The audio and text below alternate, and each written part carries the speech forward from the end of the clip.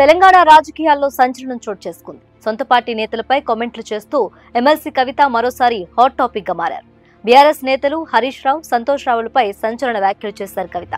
సోమవారం మీడియాతో మాట్లాడిన కవిత కాళేశ్వరం నిర్మాణంలో హరీష్ రావుదే కీలక పాత్ర అని, హరీష్ రావు, సంతోష్ రావు వెనుక రేవంత్ రెడ్డి ఉన్నారని సంచలన ఆరోపణలు చేశారు.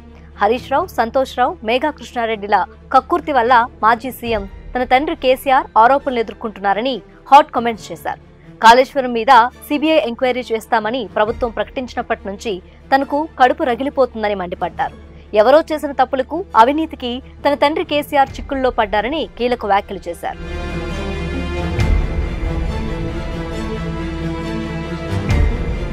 కాళేశ్వరం అవినీతిలో 5 ఏళ్లు ఇరిగేషన్ మంత్రిగా ఉన్న హరీష్ రావు పాత్ర లేదా అని కవిత ప్రశ్నించారు.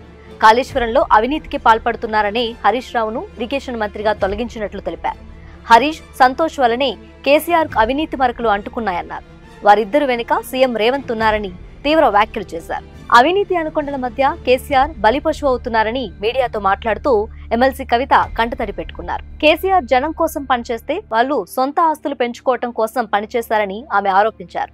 కాళేశ్వరం విషయంలో కేసీఆర్ పై సిబిఐ విచారణ జరపటం దారుణమన్నారు. కేసీఆర్ కు డబ్బు, తిండిపై ఏనాడు యావలేదన్న కవిత తన తండ్రి పరువు పోతే బాధ తమకే కానీ మిగతా వాళ్లకు ఏం లేదని అన్నారు. ఇక ఇదే సందర్భంలో పార్టీ గురించి కూడా మాట్లాడారు కవిత. కేసీఆర్ మీద సిబిఐ విచారణ వరకు వచ్చాక బీఆర్ఎస్ ఉంటే ఎంత, పోతే ఎంత అంటూ వ్యాఖ్యానించారు. తాను ఇలా మాట్లాడితే స్థానిక సంస్థల ఎన్నికల్లో పార్టీకి నష్టం జరగొచ్చంటూనే సంచలనానికి తెరతీశారు.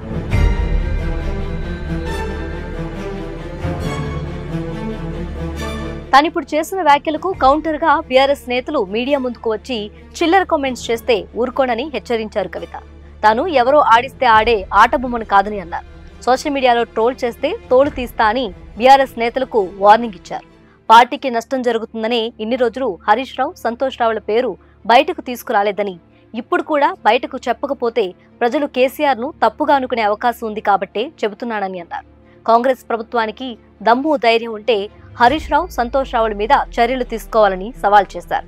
కేసీఆర్ చేసిన తప్పులు ఏం లేవని, ఏ ఎంక్వైరీ వేసినా కేసీఆర్ కడిగిన ముత్యంలా బయటకు వస్తారని అన్నారు.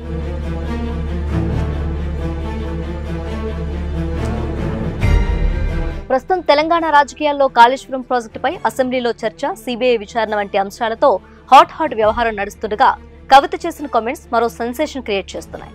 సొంత పార్టీ నేతలపై కవిత చేసిన కామెంట్స్ పక్క పార్టీలకు అవకాశంగా మారే ఛాన్స్ ఉంది.